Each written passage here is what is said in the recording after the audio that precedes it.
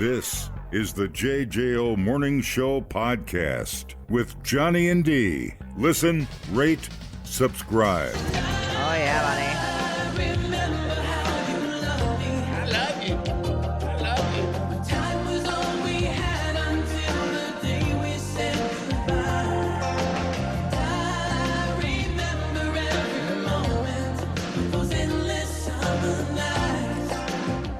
PC2, man, it's been hot. I don't know what else to tell you, dude. Super duper hot. Pavement buckling and all that crap, which is scary to think about. There was this crazy video. We watched it yesterday. Road buckling in Missouri caused a car to go airborne. They had it all on video. Car couldn't slow down because it happened as they were driving over it. Here's what it sounded like. So the first snap is the road buckling, and the second sound is the car crashing.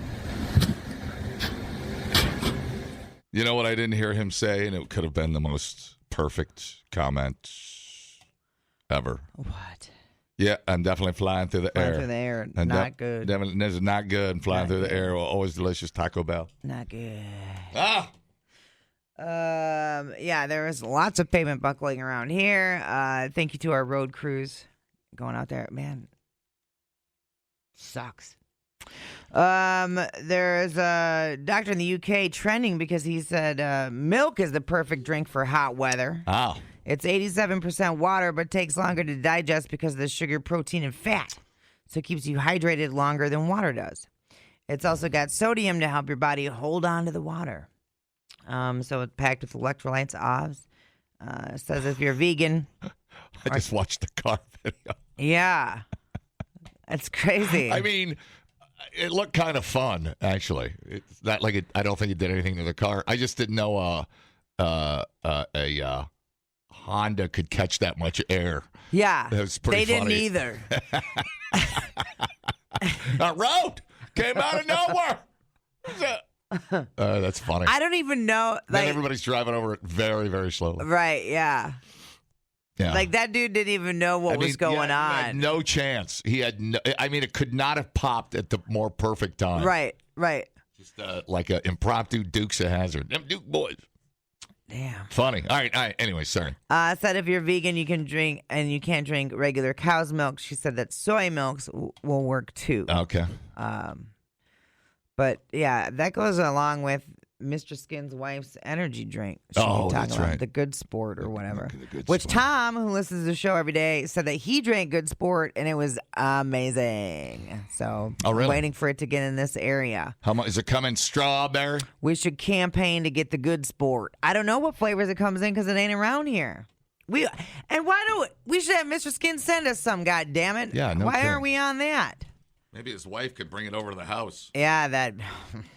Yeah. Let me show you my water feature. There is fruit punch, wild berry, citrus. How much? I'm trying to see how much. The only natural sports drink proven to hydrate better. Good Sport. Now available at Costco. Not all Costco. Not all Costco. 3 times the electrolytes. 33% less sugar, 100% naturally sourced. Mango. Now you're cooking. Oh, yeah. $34 a bottle. Oh, wait, no. I think it's a 12-pack. Rapid hydration. Didn't you say something about the NBA teams were using? Or WNBA. 1,600 milligram electrolytes, no added sugar, lactose, gluten-free, B vitamins, calcium, natural prebiotic, potassium. As much potassium as a banana. My God, it's the perfect drink. Men's health, just women's sports, well and good people.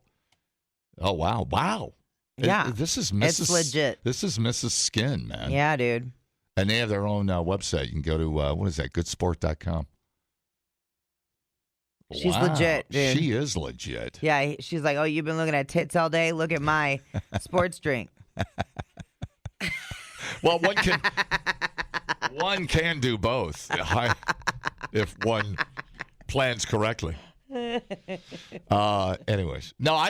Saturday we were canoodling up in Ontario, and we got done, and I had one White Claw in the canoe, And I clearly didn't drink enough water. Man, we got off the river, and I really started feeling not good. Yeah, dude. I mean, I was like woozy, and I'm like, whoa, okay, here we go. Yeah, it's not a good feeling. And I didn't hardly drink the rest of the weekend. I drank water and I didn't start feeling good till Sunday night. Yeah. That was Saturday afternoon. Yeah, I was been pounding water. Yeah. I guess it's a good sport. It's a good sport. But it is funny how it just catches up to you. You don't feel bad, and then you just realize, oh, wow, I didn't drink anything. Right, and then it's like you can't catch up. Right. And I'm sure you're feeling like garbage. Putting alcohol in your body doesn't help either. Sure. You know, it's a what do they call it? Diuretic? Dehydration? Yeah. What's it called? I forget what they call it. Yeah, diuretic sucks the... Yeah, it dehydrates you. All right, Scottish wingsuit flyer has died during a jump in the Swiss Alps. British champion Liam Byrne, 24, critically injured on Saturday. He took off from 7,874 feet. Holy shnikes, dude. Yeah. He was featured in the 2024 BBC documentary called The Boy Who Can Fly. No comment. Yeah, no. Well, yeah, I mean, for a while. He was described as a very experienced wingsuit flyer, which is a type of skydiving, which involves wearing a special suit with webbing to allow mid-air lift, and had completed more than 4,000 jumps during his 10-year career. I'm getting nauseous just looking at it. Oh, I'm hang gliding. Honey, take a good picture. I'm dead. Bro. I mean, yeah, you can't just tee that up like that and expect me not to do something with it. How dare you? Bro. I blame you. Of course you do, because you are allergic to accountability. My God. How dare you make me play Wedding Crashers? Chaz! He's an innovator! Chaz! Mr. Byrne told the documentary, I think I was 13 when I said to my dad that I wanted to learn to fly like a bird. Yeah, we all said that. Fly like an eagle. The skydiving instructor explained, even at school, I would stare out the window at the seagulls flying and always feeling that sense of envy that they had that freedom to just take off and fly away. I do wonder why I love flying so much. Maybe my brain is wired differently to other people's. Maybe I deal with fear differently. But I know myself well enough to know that an office job scares me more than the fear of dying from a base jump or a wingsuit flight. Mr. Burns said no matter how safe he tried to make the sport, he did think about how much it worried his family. Yeah. Told the documentary makers that preparation was key to being safe. I've spent the last decade training to increase the skills and decrease any risk. For me, I'm about as far from a reckless adrenaline junkie as you can possibly get. Preparation has always been at the heart of my challenges. The more I prepare, the more control I have. Well, then you up the ante because, the best videos are the ones where they fly right along the terrain of the rocky outcrop, which would slice you like an apple. Yeah. You know what I'm saying? Holy cow. The family statement said, we would like to remember Liam not just for the way he left this world, but for how he lived in it. Liam was fearless, not necessarily because he wasn't afraid, but because he refused to let fear hold him back. Right. He chased life in a way that most of us only dream of, and he soared. Skydiving and base jumping was more than just a thrill for Liam. It was freedom. It was where he felt most alive. Oh, I'm hang gliding. Honey, take a good picture. I'm dead. I didn't even do anything. It just relaunched. I don't know how this works. These buttons, stuff's flashing, and I'm putting out fires. No room for error. How fast do they go when they're cruising down the mountainside? I mean... What are they, 60, 70 miles an hour? I don't know. There's just zero. I mean, until your suit kicks in, you're at terminal velocity, right? Negative room for error when you're running those canyons. They're incredible. Some of them make my stomach churn watching them. No, I don't watch that stuff. I can watch it, but I watch the ones where they don't die. That's better for me. But, God, they're brave kids, man. I will give you that. Taunting death like that is unbelievable. Then I see those guys, those little influencer kids that climb skyscrapers. hanging up on the antennas, Yeah. taking selfies. Those make me queasy. Yeah, I can't watch those. I mean, cleaning leaves out of my gutter on my roof makes me queasy. Speeds as high as 200 miles an hour. Holy crap. What do you think you are, Baumgartner? That's crazy. Gravity. Yeah, those parkour videos where then people are up really high. No. I remember we were out at Jackson Hole, and they do hang gliding off of the Jackson Hole ski resort. And Jackson Hole, if you've ever seen it, you get a ski. I mean, it's just almost vert. It's sick. It's so sick. I don't even think I could ski that. I could. I'd probably shatter bones, but Chrissy wanted to hang glide off of that with a instructor guy. Yeah. And I'm like, there's no way you're stepping off that cliff with that dude. I disallowed it, dude. Oh, wow. Like, you're not breaking your neck. I don't care. You're not doing it. I wouldn't let her do it. On Saturday, Liam and 2 other wingsuit flyer launched from a pad on the mountain, from the Gitchen Mountain in central Switzerland. He deviated from his intended course for unknown reasons. Crashed into a rocky outcrop. Oh, wow. He saw something. He thought maybe he'd go through a rock outcropping or. I mean, they are daredevils. They're unbelievable. That's just they are wired so differently. Why did he deviate, I wonder? I don't know. He just thought it'd be a better video. Who knows? I mean, isn't that what it's all about? Jumping off mountains, easily avoidable. Yeah. Just don't do it. But now, well, that's a wrong statement. It's where he felt most alive. Till he pancaked into a rock outcrop. Yeah. Oofta. No. 200 miles an hour in a. What if your arms get tired? You're like, I'm just going to rest for a minute. Can't. It's just insane. I'll build up my courage. I'll stick to roller coasters, and that's pushing it. We'll see how that goes. I don't even want to do roller coasters. It's like the old Roadrunner cartoons in the Coyote. You know, where they run into mountains and anvils and all this stuff. Show me a winged, what do they call them? In the squirrel suit. What are they called officially? I think it's just called a wingsuit. Are there any old wingsuit flyers? Like 70-year-old wingsuit flyers that have been doing it? I know it's a fairly new thing, but I know that technology finally caught up. Vidar C, 62 years. Oh, wow. Yeah, that and hot air balloons. He jumped from 12,500 feet. That's so crazy. Guinness holder. Yeah, you're just going that fast. There's no reaction time. It's like being in a car going 200 miles an hour. Right, dude. But it's just your body. Did you see that hot air balloon where 8 people died? Yeah. 8 or 10 people caught on fire. The people that live are the people that jumped out at 30 feet. And then the rest of the people, yay. Mm-hmm. Unbelievable. No, thanks. Hey, where are we going to land today? Oh. We'll know when we get to the crash site. All right. I'll be over here. I'll be over here with my dilly bar cheering you on. Yeah.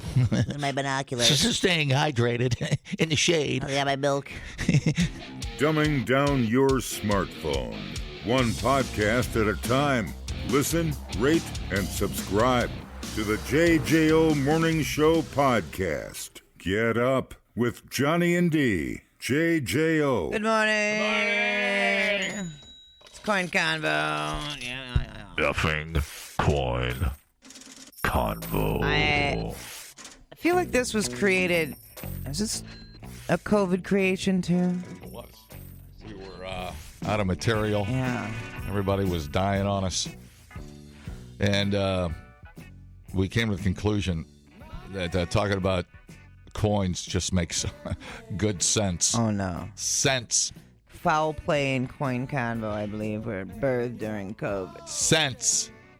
I got it. C-E-N-T. Cents. Just in case you miss it. God. Look, it's not my job to explain the jokes. But you're going to do it anyway. But I'm going to do it anyway. All right. Michigan man was scammed out of almost $400,000 in gold coins by a Long Island dealer who is at the center of at least a dozen scams across the United States. Ahmad Abdallah shipped 5 boxes of American Gold Eagle coins to Suffolk County-based Austin Coins in May 2024 as part of a deal that they be appraised and sent back if no trade was agreed God, to. those are beautiful coins. Yeah. The most beautiful of coins. Tremendous. Tremendous. Believe me. Large eagle, which I captured with my bare hands. And then I made it pose. I looked at it in the eye, and I willed it to pose for the coin engraving. Did we bomb Iran? Anyways, back to you, Biatch. Eagles were dead until I was back. Eagles were dead. I brought it back to life. I actually breathed into the eagle's little mouth and brought it back to life. It was amazing. They were all gone, extinct, like cows. It's extinct, but we brought them back. And a lot of people didn't know about cows, and now they do. And, God, I got to work on that. That's horrible. No, it's good. No. We need cameras in here because half of the body language is half of it. Like I'm having a stroke over here trying to get my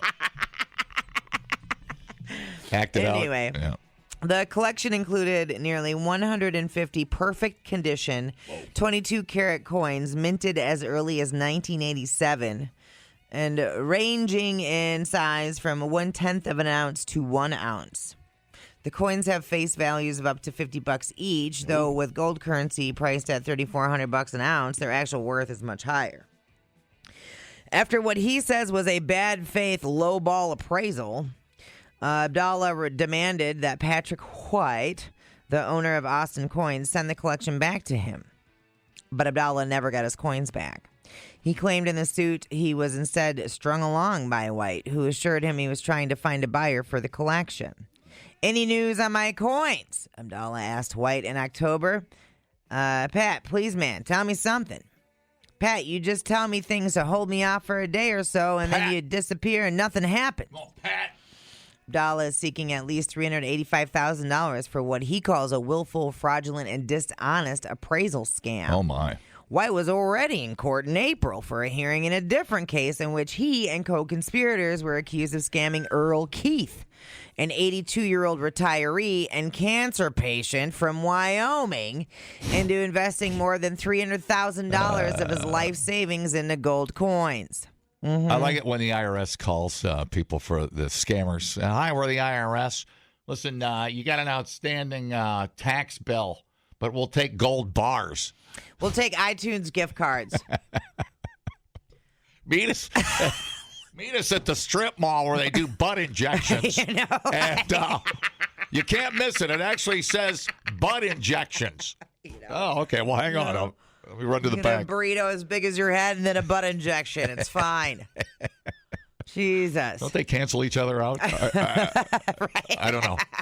They should. Kenneth Walsh, an attorney for Keith, Abdallah, and several other alleged victims of White and his businesses, said he asked White about Abdallah during the April hearing. White claimed he had Abdallah's coins at home in Huntington before admitting that they were actually in a storage container mostly filled with junk in Melville that was at risk of being auctioned off because he owed the facility money. He paid the Cube Smart an hour before the contents were auctioned off, but has, now my stupid computer, has refused to return Abdallah's coins according to the court papers. Mr. Abdallah's case is an unfortunate example of how these coin fraudsters work. We believe there are many other Austin Lloyd customers like him suffering financial losses in the millions. Even while under investigation, Patrick White and his accomplices continue to brazenly defraud consumers. Someone has to put an end to this, and that's why we're going to shoot him right here in front of everybody. Oh, yeah. And that's why we pursue these cases. White, a former stockbroker, now banned by the SEC. Oh, yeah. is accused of being the ringleader of at least 12 different coin scams. Jesus. He allegedly swindled up to $6.8 million from people across the country since around 2020. Primarily vulnerable retirees recruited through telemarketing cold calls made by his various shell companies, including Austin Lloyd, Inc. White said in court testimony that him and his accomplices had more than 5,000 customers. White, whose sources say he has yet to face jail time for accused crimes, did not immediately respond to a message for a comment. Dude, why is he banned from trading by the SEC? Can he still trade beaver pelts for good cash money? Probably. All right. Turn left at the Rocky Mountain. Was he just banned because of this, or was he banned before from the SEC? I don't know. I just got here. I really don't know. Well, he sounds like a real doucher. Hey, man, can't you... Anyone that goes after 80-year-olds with cancer for their life savings needs to be strung up, dude. Isn't that something? Yeah, that's a special kind of asshole. Isn't it? Can't you... I'll show you a special kind of asshole. All right. Bet. Light a candle. And Paul, I need you in a... Here, look. Come over here. I got a candle.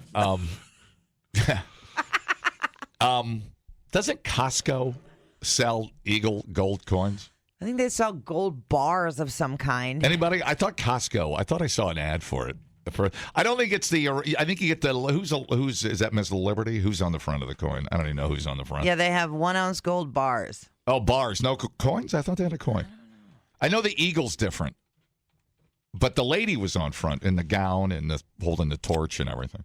Okay, I see ads. I'll be American Gold Eagle and American Buffalo coins. How much is the Eagle? Hold on, I'm in the precious I'm gonna guess. I'm gonna guess $5,000. Don't ask me for my card. $5,000.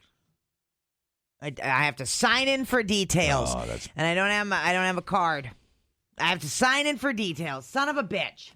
I went over for a hot dog and left with 3 gold Eagles. They tricked me. Goddamn hot dogs are good, though. They tricked me.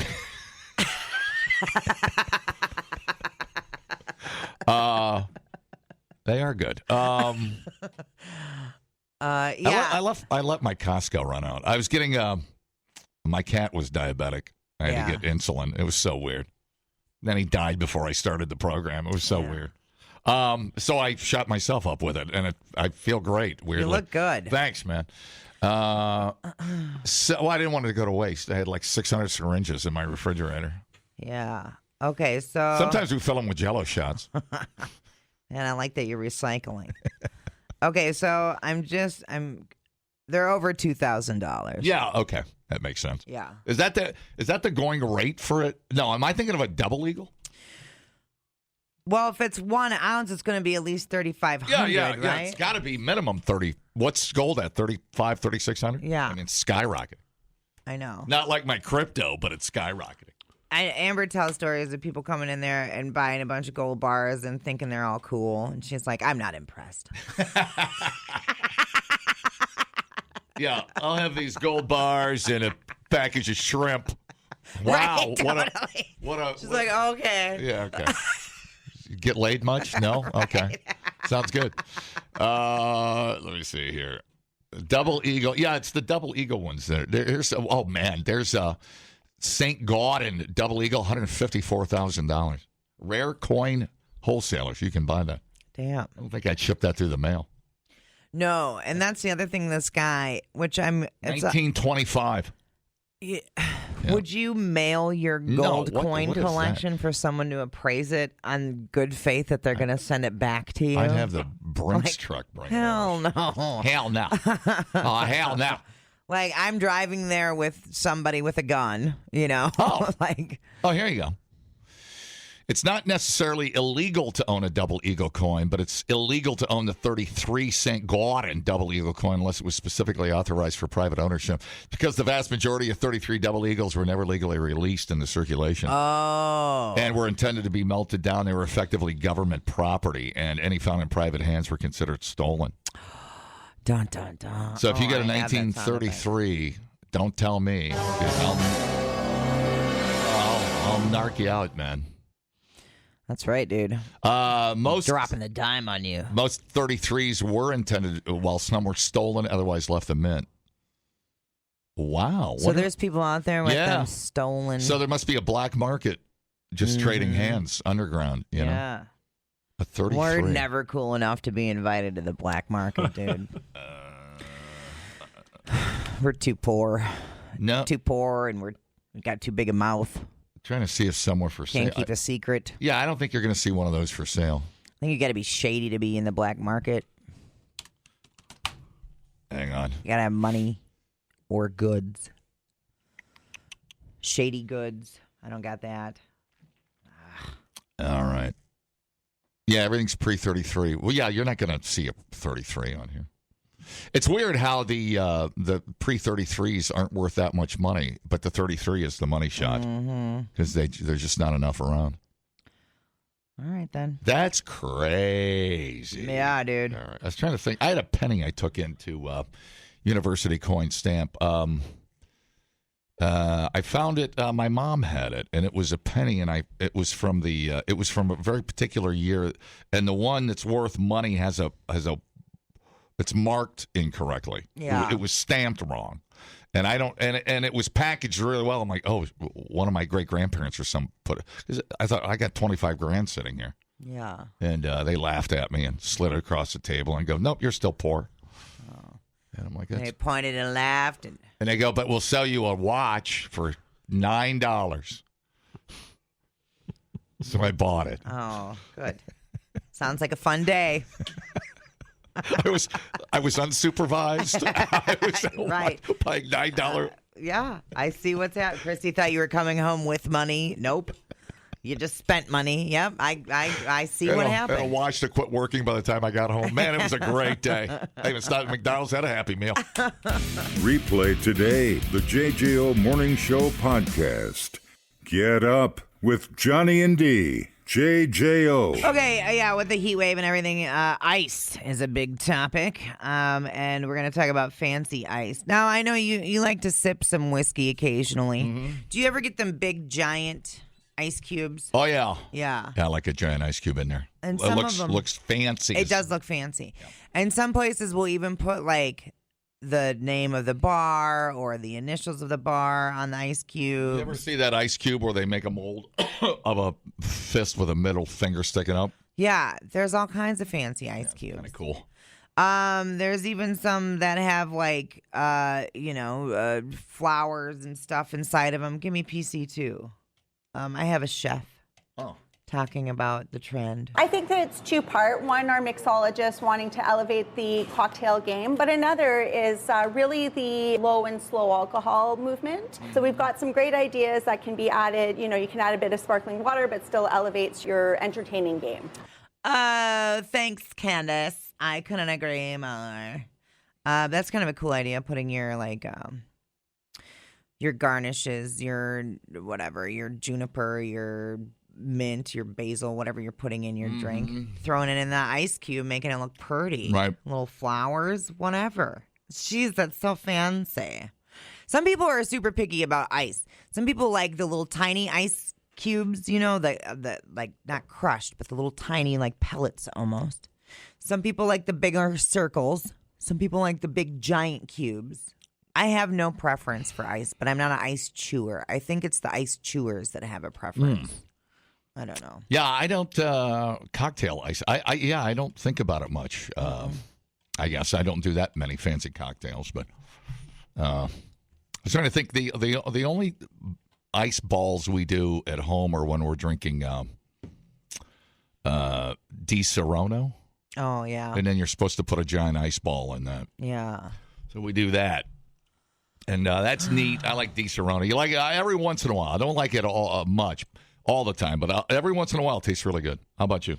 I don't think I've ever had it. Oh, really? Yeah. That's neat. Wait, I have had it. It's like a liqueur. It's an amaretto.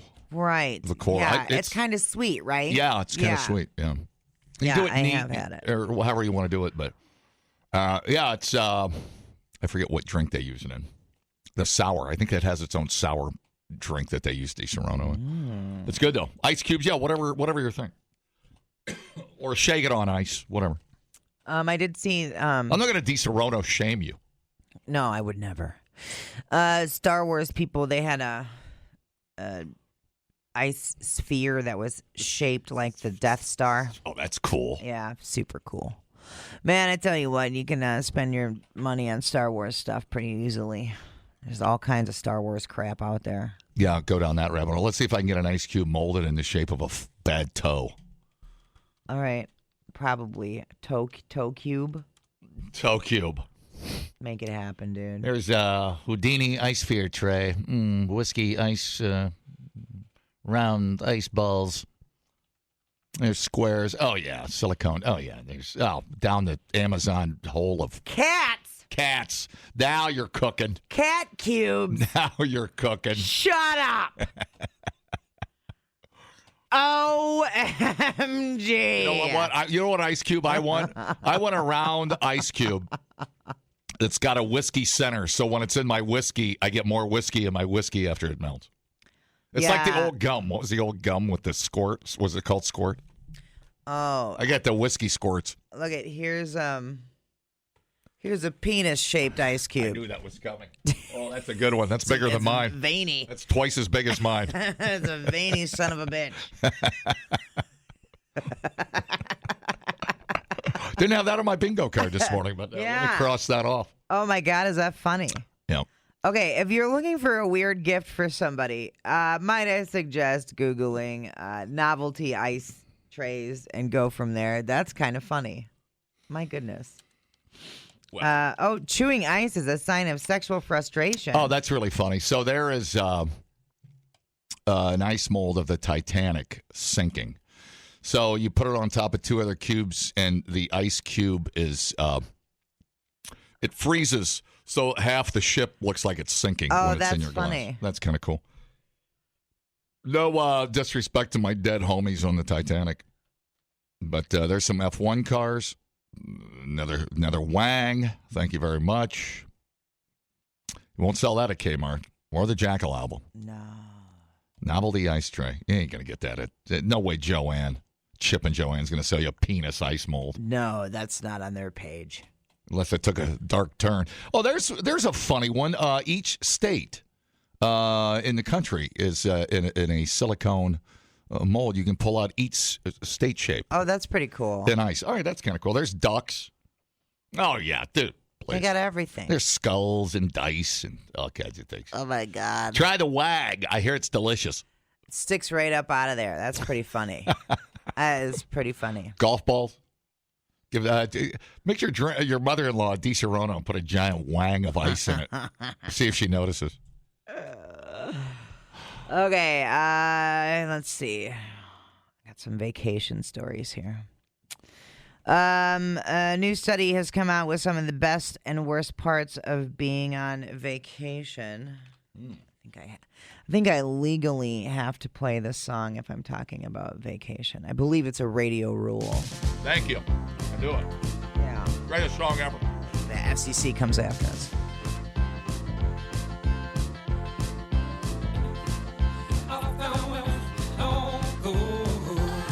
Great song.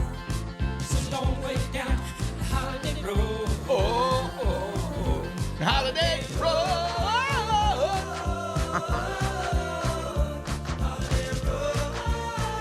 Okay. Let's see here. I think he did that with an orchestra, too, for one of his solo records. Oh, really? Oh, yeah. That song's a masterclass. I love it. Man. All right. 2 in 3 Americans say the anticipation of their next trip is as good as, if not better than, the trip itself. Dude, we always say the same thing. When we're going to Milwaukee, to fly to Milwaukee, to whatever tropical destination we're off to, you know what the best part of the trip is? And we savor it. Yeah. When we're sitting at Highway Harry's. Yeah. It's our tradition. The night before, we go to Lone Girl. We have some of John's beer. On the way to the airport, we stop at Highway Harry's, have a martini, and we look at each other and you go, enjoy it. Yeah. We don't have to be at work for 8 days. Right. Yeah. it's in between that and going to the airport's the best part of the trip. Yeah. Well, I don't know, even just like planning everything. Like we're looking at excursions and all of that. I don't know. So yeah, that's I agree. The anticipation itself. What are they? Is that what they say? Yeah, 2 in 3 Americans say the anticipation of the next trip is as good as, if not better than, the trip itself. 100%. Looking forward to something. It's huge. It's huge. A survey of 2,000 adults who have traveled within the past year explored the appeal of the days leading up to vacation, along with the post-vacation blues that inevitably come after. Results found that throughout all of the stages of being on a trip, no feeling compares to actually being at the destination. Although 28% said planning the trip is the most fun, and 78% agree that traveling back home is the worst part. It is. Survey also found that 1 in 10 experience a post-vacation funk before they even leave the trip, while another 22% feel it kicking in on the way home. Yeah, it was when me and Avery went to Denver. We were coming back, and on the way home, I could tell Avery was pretty down. I was like, "Are you okay?" And Avery was like, "Oh, I don't know. It's life, son. I know. It's mostly disappointment with a couple of highlights. Get used to. I'm like, I wish we were still in Denver. I was like, yeah, you got the post-vacation blues, buddy. Yeah, got to have a job, buddy, because, vacations don't fall out of the sky, my man. Yeah. I thought they used to. Yep. But it helps me when I'm on vacation and I think it's almost over. And I cheer myself up by looking in the mirror and going, Holiday Road, Holiday Road, Jamie Nibble, Jamie, Holiday Road. And then I perk back up. Oh, man. And I head to the bar. Those who experience post-vacation funk said this feeling overcomes them, leaving them missing the destination, missing having something to look forward to, and are thinking about the next trip. Yeah, I think having something to look forward to, and this has been covered in so many of the books that I've read and everything else, just having something to look forward to is key for so many people just to be happy. That's why I think we like cruising, because it's something new every day. I mean, laying on the beach is fine. It's fine. It is what it is. But you know what? We're kind of bored with it. Mm-hmm. That's why some of our best trips have been Alaska on the cruise and then on the bike for 2 weeks out west. Because there's something new every day. Yeah. I just laying on the beach. I don't know, maybe someday, but I'm kind of, if you got the right group, I guess it's all right. We're just kind of over it. Yeah. How about you? Well, I mean, you just wake up, start drinking, and you're lay on the same stupid beach every day. Yeah. It's fine, but it can be a lot more. Right. Yeah. Jump on the bike and ride another 500 miles. To mix it up. Yeah, I'll mix it up with my penis ice cube. That's not a threat, by the way. Felt very threatening. It's not a threat. I felt unsafe. No, I'm trying to amp up the party. It's not a threat. Okay, those who experience post-vacation funk said it puts them down more than being stuck in traffic. And it makes them more sad than when their favorite TV show is removed from streaming. Weird. As a result, you are thinking about that trip quite a bit. I know. A quarter admit that they crave the buzz of having a trip planned most of the average week. The feeling is so unmatched that respondents share some of the things that they give up right now if they were able to go on a paid trip. So they would give up a week's pay. They would give up eating out for a month. Wow. Are we talking about food here? Or listening to music for a week. Wow. Is there a pill for that? Oh. The urge to see more is ever present. Yep. 31% plan their next trip while still on a trip already. Yeah, we do that too. Yeah. Totally. We talk about trips. That's fun. It's, takes your mind. But no, and I know a lot of people think cruising is bad, but I will tell you, you can get a lot of the best of all worlds. You do get beach time, Yeah. Like we had this little cruise coming up for a couple of weeks. We're going to be on like 6 islands. Yeah. I think that's neat. We're doing all these trips. We're going to, we can do the beach if we want. You got the boat, you got the casino, you got some great bars, you got some great food. You got alone time, party time, dance clubs. It's just cigar bar. I mean, it's just a lot of neat stuff that you can plan out. Yeah. Or do nothing. Or just do absolutely nothing. And look at the ocean. Sometimes it's just good therapy. Stare at the ocean. Right. That's what we like too. Yeah, we're doing Amber Cove, San Juan, St. Martin, St. Thomas. Yep. All of those. But we have a couple days at sea, which is nice because then you get to do all the stuff on the boat. I highly recommend San Juan. That's one of our favorite places. Yeah, That's we're going to do... Crazy little town. Yeah. We're going to do some different tours there. Yeah, man. Do the fort. Make sure you do the fort tour. Better book it early because that thing's booked up. Yeah, we can book. You can book excursions now. It's crazy how far ahead you can book things. But yeah, I like that's just having crap to look forward to. Anyway, let's see. Yeah, putt-putt golf. You can play basketball. There's cruise ships. The average person surveyed is currently thinking about 4 trips and has 2 of them planned. I think I sleep better on a cruise ship than I do at a landlocked beach hotel. I love the movement. Yeah. It's pretty cool. Wake up, you're on your own veranda. You get your own, oceanfront patio. I don't know. It's cool. Okay. Americans are smart about the travel. 46% avoid using their PTO to save it up for a vacation. So there you go. Use your vacation time if you have it. Just use it. Don't lose it. Don't travel with a-holes. Trust no one.